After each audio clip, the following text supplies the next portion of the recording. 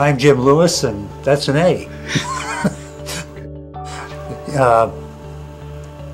This is a work in progress, or a work in lack of progress, because I recently finished a series, which is the way I usually work, and when the series is over, I'm sort of over. And so I go back and try to get something started.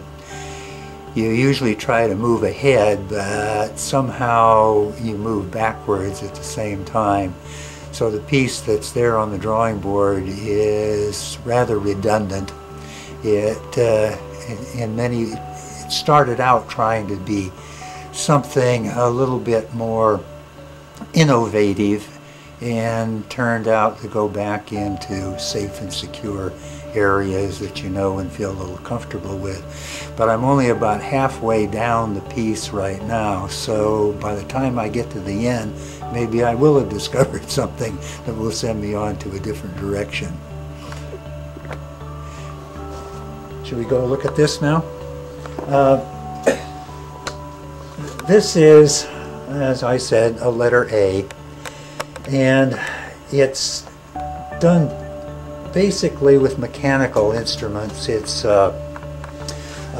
French curves, which I like, which let you do certain things, but it has their own limitation, and that limitation gives you a sort of a structure that you can't move out of particularly.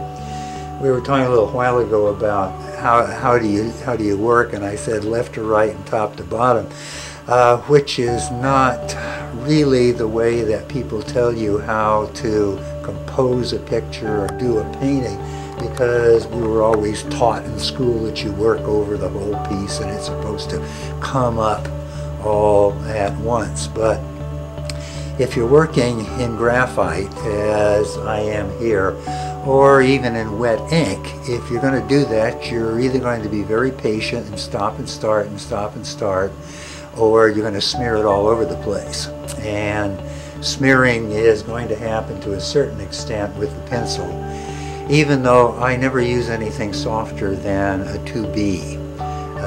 I get plenty of black with just the 2B, and with the softer pencils like the Eagle drafting pencils, which can yield some very interesting drawings, you are going to get a lot of graphite on the surface, and it's going to get pretty messy for the most part.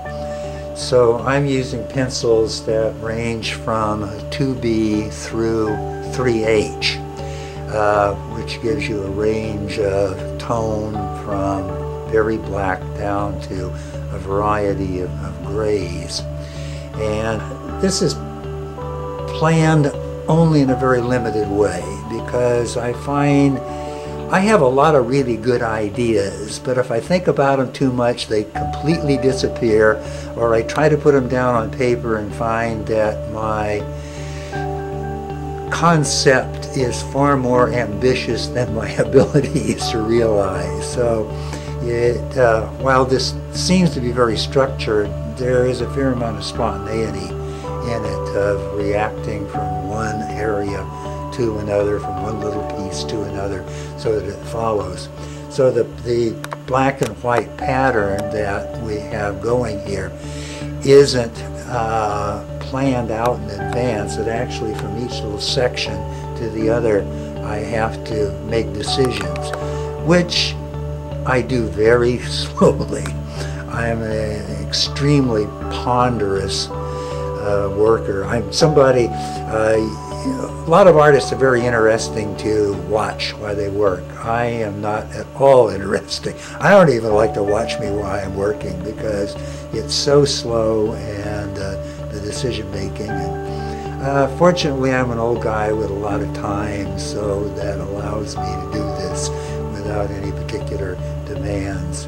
If I were doing this for somebody being paid by the hour, I'd get fired because of my inability to produce.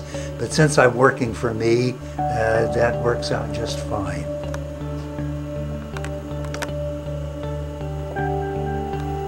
The end.